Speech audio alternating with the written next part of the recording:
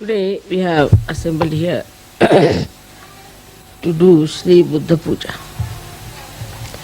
I don't know how many of you have read of Buddha's life and how ultimately he achieved his enlightenment. I don't know how many of you have really seen the Buddhists or have met them, those who call themselves Buddhist. As in every religion, all of them got lost into some sort of a fundamentalism, because none of them got realization, and that's why everybody established their own style of religion. Even you can say that Tao of Lao Tse also, or Zen of Viditama, all of them are offshoots of the same.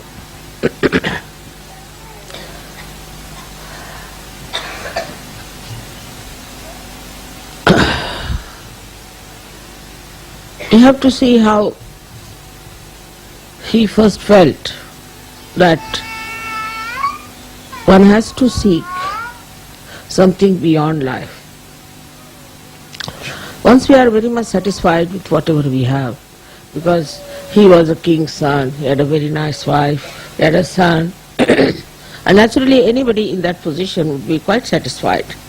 But he saw a very sick man one day, he saw a beggar, and also he saw a dead man, and everybody crying for that dead person. He couldn't understand how this misery has come, and what is the need to have this misery. So he gave up his family, he gave up his luxuries of life, everything he gave up and went in search of the truth, as many of you have done. He would have been lost also, I would say, because he read all the Upanishads and he read all the books that were possible for him to say what is the truth is. But he couldn't get anything. He took a complete sannyasa, in the sense, as far as the food is concerned, as far as the entertainment is concerned, everything he gave up. And ultimately he was lying under a banyan tree, and suddenly the Adi-Shakti gave him realization, because he was so true and was one of the one marked for a special place in the Virata. He had to achieve that. Of course, I need not tell you about his previous lives. Perhaps in so many of my lectures I have already talked about it. What was his previous life and how he achieved his own enlightenment about himself. But what we have to see from his life is that he discovered and he found out that want is the reason, the desire is the reason of all the miseries. But he didn't know what was the real want, what was the pure want, what was the pure desire. And that's how he could not explain to people that they have to take to their awakening through their Kundalini. As he had followed such a ascetic life, that became the code for the Buddhist. The other day I was reading about Buddha when I was in Thailand, and I was surprised that the bhikkhus, the bhikkhu is actually Sanskrit, it means bhukshuk, is the one who asks for alms, or a beggar we can call it, but religious beggar. So he used to carry thousands of people with him, at least minimum of 1,000, bare feet, without any provision for food, without any arrangements for stay, nothing. And they were supposed to shave off their heads completely. No moustaches, no hair on the body at all. And moreover, they were supposed to wear only one dress. One long dress they had to tie up like this and cover themselves. whether it was cold season or it was a warm season, whatever it was. They were not allowed to sing or to dance or to entertain themselves by anything. And food was just collected from the village, whatever they visited, whatever they got, very minimum, whatever they got, it was cooked for them, and they would offer their guru first and then eat that food. Imagine 1,000 people going like that, bare feet, in the scorching heat or in the mud or in rain. In all seasons they used to walk, giving up all their family relationships. Even if the husband and wife, both of them joined the Sangha, then they were not supposed to live like husband and wife. So to give up all other physical wants, mental wants, emotional wants, was the way they tried to follow, because he said the want creates it. But if you see the Buddhists, they do all these things. You'll be amazed, even if he's a king, he does that. And many kings who joined at that time, one of them was Ashok from India. He dressed up like that, he became like that, he started traveling in the same manner and tried to lead a complete ascetic life. Very difficult life it was, and they thought that by doing all that they will achieve their realization. They say that two of his disciples did achieve. Their names are Moggallana and Sariputta. These two people got their realization. But the whole thing was absolutely a life dry and insipid. Had no fun in it. No children were allowed, no family life was allowed. So it became a very secluded, very harsh, I can say very dry life. Though it was called as a Sangha, means the collectivity. But in that collectivity, there was no report as such, because they were not supposed to talk too much. They were not supposed to discuss anything about, say, politics or economics or anything. Only they could talk about meditation of achieving the highest life. So you can imagine what sort of life they had to lead to become enlightened. And that idea continued in so many religions. Especially it then started making people take away the money of the householders by saying that you have to give up everything. Of course, at the time of Buddha also they had to give up everything and join the Sangha. But here it was a genuine effort of Buddha to take them to enlightenment, to make them people who were knowledgeable about the absolute realities. But it did not happen. And that is the reason why we find that Buddhists have gone into different types of funny Buddhism. For example, now we have some Buddhism, say in Japan, where it was not allowed to kill any animal. So they said, all right, we are not killing any animal, but we can eat killed animals. They found out a solution out of that. Then also, then they could kill human beings, because it's not allowed to kill animals, but we can kill human beings. So Japanese become experts in killing human beings. How people find out loopholes, you can see this very clearly. Then the second type of Buddhism came, where this Lao Tse taught about Tao. But Tao actually he's the only one who started talking about Kundalini. Tao is the Kundalini. But that too was too much for these people. They just couldn't understand what he was talking about. But the way he expressed himself in paintings and other things, just to deviate from that kind of a harsh Buddhism. But somehow despite that, it never took proper roots. And I have met people who follow Tao and I absolutely don't understand how these people are following the path of Kundalini. There's a river called Yangtze by which when you travel, you find variety of things. After every 5 minutes, the scene changes, all the beautiful mountains take another form and you have lots of waterfalls and it's very interesting. That is the Kundalini.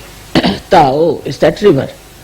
But it said that you should not divert your attention to these temptations which are outside. You should see them but move. And that is what is Tao which she brought in. But they got lost because they started painting all those things and doing all kinds of more into art. Basically, Buddha never thought of any art. He never wanted to have any art and he didn't want to do anything with art. He said, but only thing is that you have to introspect and go within and deep down and find out what is the absolute truth. So the whole thing started deviating like this. Then this Zen system was the same as mixed up with Kundalini, which Viditama, one of his great disciples, who started in Japan. Now, the Zen system is that they used to put, I sometimes hit also on the back of the, what you call the spinal cord, on the chakras, and they would try to raise the Kundalini. All kinds of horrible things. In the Zen system they developed very harsh methods of raising the Kundalini. It went to such a limit that I have met people who have broken their spinal cords. Then Kundalini will never rise in any case if the spinal cord. Please pay attention here. One lady walks out, then attention goes out. If your attention is so poor, please pay attention here. Do you understand that? If one person walks out, your attention should not go, and please don't come inside to disturb. You see, the trouble is we must understand that our attention has to be steady. Any lady walks out, if your attention moves out, then understand that you have to meditate more. Please keep the attention. So now, then this Viditama Zen also took a very different form. I met with the head of the Viditama Zen system, and I was surprised because they called me because he was very sick, so they said, Mother, please help him to cure. But I found he was not at all a realized soul and did not know a word about Kundalini. So I said, how are you the head? How is it that you have become the head when you do not know the meaning of Kundalini? So he said, what is Kundalini? He couldn't understand anything. I said, what is Zen? Zen is to meditate, dhyan. I said, all right. Well, what about it? Yes, there is. So confused he was. Then I asked him, you are not a realized soul. Then how is it you are the head? He said, we never had any realized soul for now ages. Only for 6 centuries we had some Kashyapas, they called them Kashyapas. And after that we had no realized souls at all. So just think, under what circumstances you got your realization. Without sacrificing anything, without giving up anything, without working out any one of these tapasyas, penances, because Buddha is a tapa. These 3 deities on your Agya Chakra, Christ, Mahavira and Buddha, 3 of them are tapa. Tapa means penance. You have to do penance. And penance now in Sahaja Yoga doesn't mean that you give up your wife or give up your husband, give up your children, give up your family. But here tapa means meditation. And for meditation you must know when to get up. That should be the most important thing for a Sahaja Yogi. The rest of the things automatically will work out. And you'll understand. To grow your depth, you have to meditate. It's an absolutely simple thing. You don't have to shave your head. You don't have to starve yourself. You don't have to walk bare feet. You can sing, you can dance, you can entertain yourself with music. You are not even allowed to see a drama or a play or anything like that. So many things, if you see the list, you'd go really crazy, how could people exist? But there were 1,000 people with him who were traveling with him. And they became so poor, they were just wearing rags. Ultimately, a big trader was passing by and he saw them and he thought, what poor people, these are just beggars. God knows they are lepers or what are they.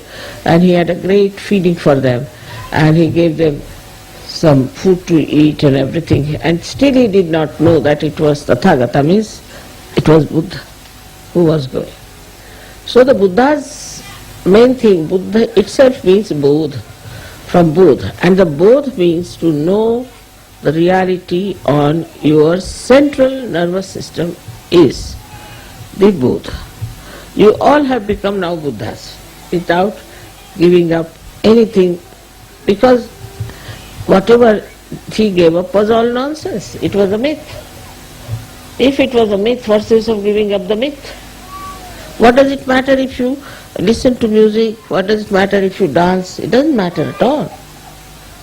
But these ideas went so deep into these people that you really feel such pity and such compassion that look at them, where are they getting lost?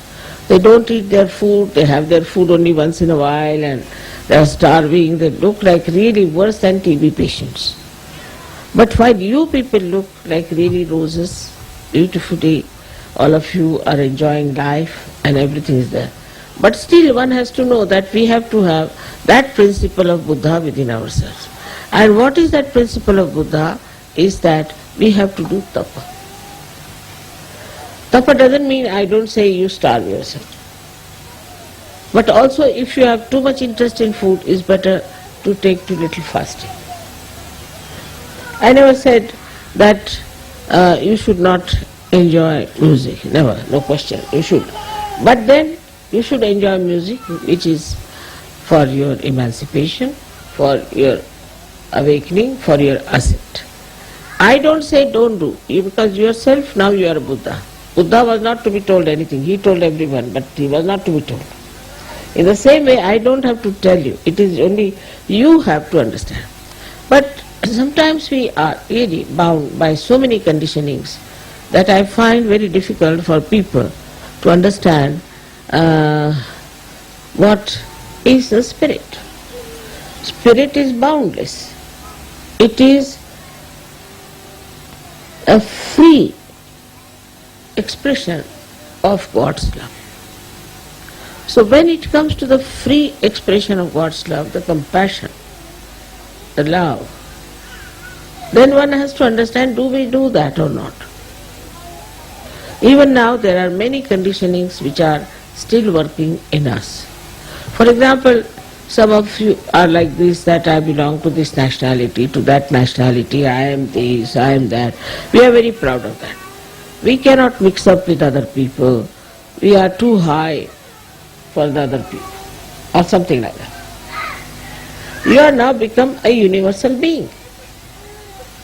So how can you have these stupid limitations which are mythical again? So one must see, introspect and find out if we are having, what's the matter with the, take her away. Also with your children you must see, very important how they behave. If they are aggressive or how they behave is very important, because they are also Buddhas, they are also realized souls, but they have certain conditionings in them and they are behaving according to those conditionings. Now, as it is, we can see there is light within us. What happens? That we start seeing what's wrong with us and we just drop it out. But even when you see that, if you cannot drop it out, then must know that you need more of power.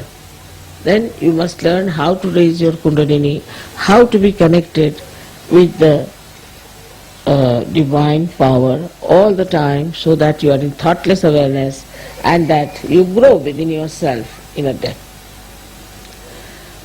I find the conditioning that is very much lurking still is my and mine in Sri Lankan Sahaja-yogis.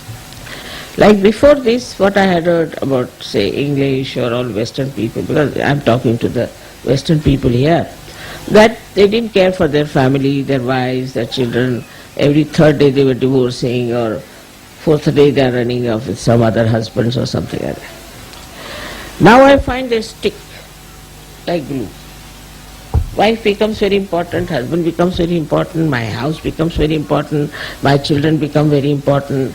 And first they were not interested in children, now they are sticking on to children like as if with some glue. It's impossible for them to tell that, see, children belong to the Sangha, to the collectivity. You don't think this is your child. Once you start thinking like that, then you are limiting yourself and getting into problems. The country-wise also the problems are reducing very much, I should say. Also we don't like to be racist. I know people hate those who are racist. They want racialism to go away. As in India, I've seen Sahaja-yogis want all the caste system must go away. Because these are self-destructive. So we start seeing in ourselves what is self-destructive. What will destroy me? Then what will destroy my family? Then what will destroy my country? And what will destroy the whole world? All these ventures which are just the opposite of your constructive life, you start seeing, you see your derailment, you see you are going towards destruction, and you can stop it. And that is very important, only possible if you try to introspect yourself and meditate and see, have I got this quality? Some of them are very proud of their certain temperaments. Like, I am like this, what to do, mother, I am like this. No more. Now all your beautiful qualities have been awakened by your Kundalini. Shows that nothing was dead, nothing was finished. They were all there intact. And when the Kundalini started rising, she just awakened all those beautiful qualities. Apart from that, in the Guru Puja I will tell you what all has happened. Of course you must have seen in Sastar Puja, I told you about yourself, that what you have achieved, you have no idea as to what powers you have got. But in Guru Puja I will definitely tell you what is the thing that is Sahaja Yoga. It's one of the most precious thing that a human being should have known long time back. It is not only talking about God, it is not only saying there is divinity within you, but the effectiveness of that. So you don't need any science. You have any problem, all right, give a bandhan, finished. So simple. If you want anything, just give a bandhan, it's finished. You want to give realization, you raise that. That's Kundalini is raised. Everything that you can do with science, you can do with Sahaja. We are also computers. Sometimes I say something, say, Mother, how do you know? Say, I am a computer, no doubt. But you all are computers. Only thing you have to develop your depth. Now you are on the right lines. So we don't need this science which can destroy all of us. Everything can be done through Sahaja. And this is what I'll explain to you in Guru Puja, how you become so capable. So please have self-esteem. You must have self-esteem and understand that you are a Sahaja. First and foremost, you are a Sahaja. And as Sahaja, you have to achieve that state where you become absolutely capable of doing whatever science can do, whatever anybody could do. This is the real Siddhi, means you become an embodiment of all the powers. There are some people who come and tell me, Mother, we can't open our heart. I mean, I don't see you have an open heart surgery. But to open my heart means just see what's wrong with you. Can't you feel compassion? But I've seen people having an open heart for a dog or for a cat, but they don't have open heart for their children sometimes. Now, how can you not have an open heart in Sahaja Yoga? That's the first place where the spirit exists, and it emits its light. And when it emits its light, that's the first place where you see the life of a person who is full of love. So how can it be there is this problem that I can't open my heart? This must be coming because you have only ego but no self-esteem.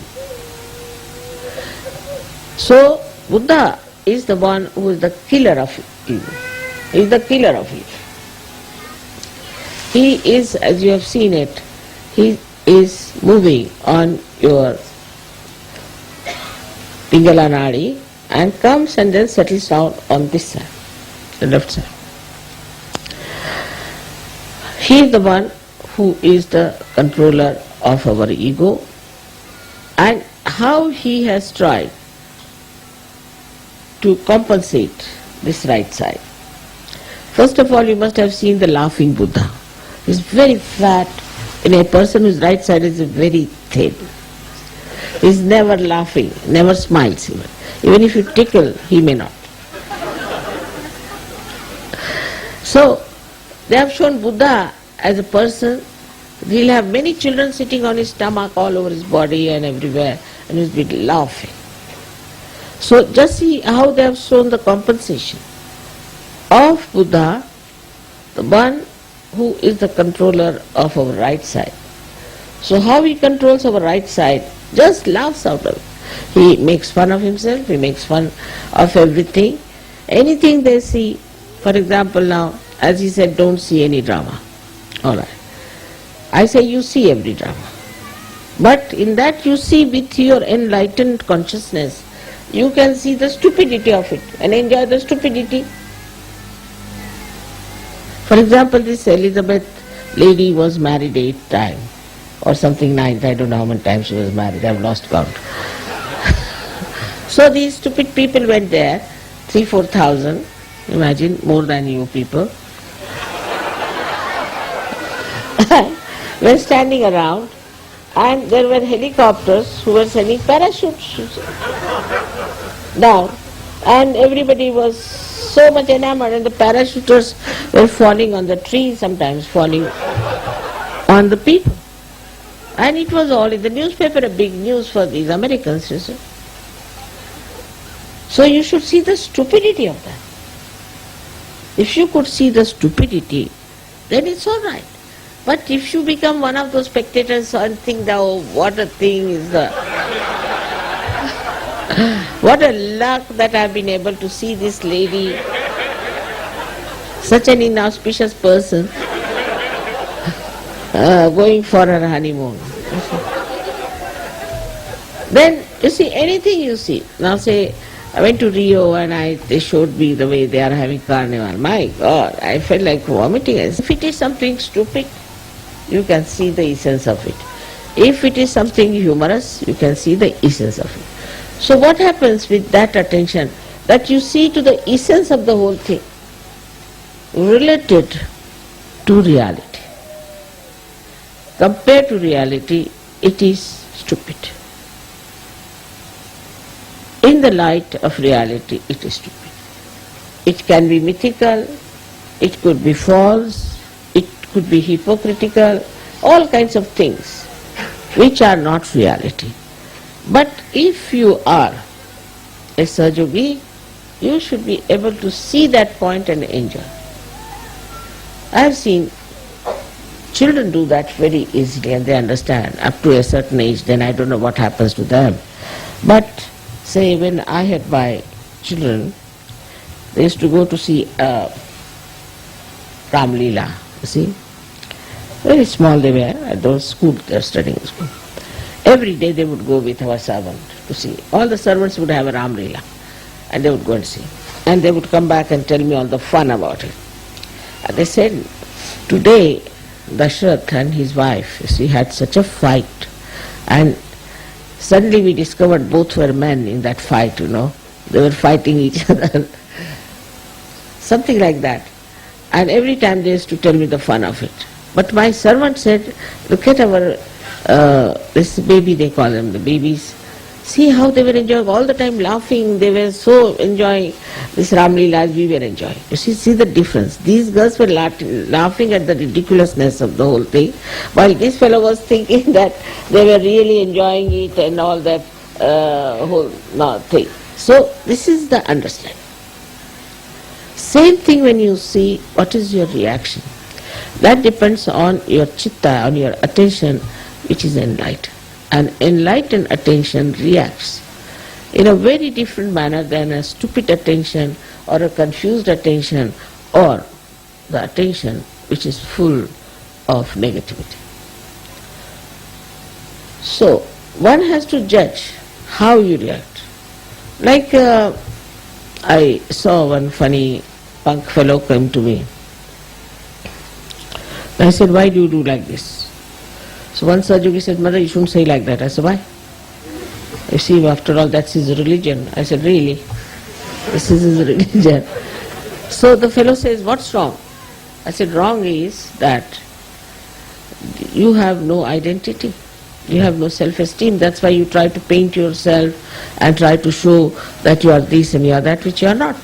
Why don't you become what you are? And that fellow became a Sahajogi later. And this is what we have to see, that we have to accept what we are, and we are the spirit. And if we are the spirit, then we have to live and enjoy and do whatever is necessary. But there are 4 things which Buddha has said very nicely, which all of you should say every morning, I think, to understand. So first he says, Buddham Sharanam Gacchami. I surrender myself to Buddha. Means I surrender myself to my awakened attention, to my awakened consciousness. Buddham Sharanam Gacchami. It is very important to know that he said it again and again. Then he said, Dhammam Sharanam Gacchami. That is, I surrender myself to my dharma. Dharma is not what is outside these religions which are mythical and which are gone into some sort of a perversions, but the religion within myself, the innate religion. I surrender myself to that, which is righteousness, which you know very well, what are the real things within us which gives us all the value system. Then the third thing he has said, Sangham Sharanam Gacchami. I surrender myself to collective. You have to meet. I am trying my level best to get some place where you can all meet, even in the name of a picnic or anything, at least once a month. Sangham Sharanam Gacchami is very important, because then you know that you are part and parcel of the whole, that a microcosm has become the macrocosm, that you are a part and parcel of the Virat, that you become aware of it. And that is how things work out very fast. That is how we help each other. That is how we discover a person who is negative, that's how we discover who is not. We discover a person who is egoist, who is not egoist. That's how we discover the people who are not at all Sahajogis, claim themselves to be Sahajogis, and we just give them up. We understand. Without coming to the collective, without being collective, you can never understand the value of collectivity. It is so great. It gives you so many powers. It gives you so much satisfaction and joy that one must in Sahaja Yoga first pay attention to collectivity. Even supposing there's something missing, doesn't matter. You just become collective. While coming to collective, you don't have to criticize others. You don't have to call names of others. You don't find faults with them. But you introspect yourself and know that why, when everybody is enjoying themselves, why am I the one sitting down and trying to find faults? Must be something wrong with me. If you can just pay attention to yourself as far as the defects are concerned, then I am sure you will become much more collective than when you start seeing the defects in other people. And no use seeing. Supposing I have a spot on my sari, I better clean it. But if you have a spot on your sari, what's the use of looking at it? I cannot clean it. You have to do it yourself. It's a simple thing. It's a very practical thing. And this kind of a practical... Can you hear me, all of you? Such a practical thing has to be done to understand that Sahaja Yoga is the most practical. Is the most practical because it is absolute reality. So with all these powers, with all these understandings, with all this compassionate love, you have to be sure about yourself and know that you are all the time protected, guided, looked after, nourished and helped to grow by this divine power which is all pervading. May God bless you all.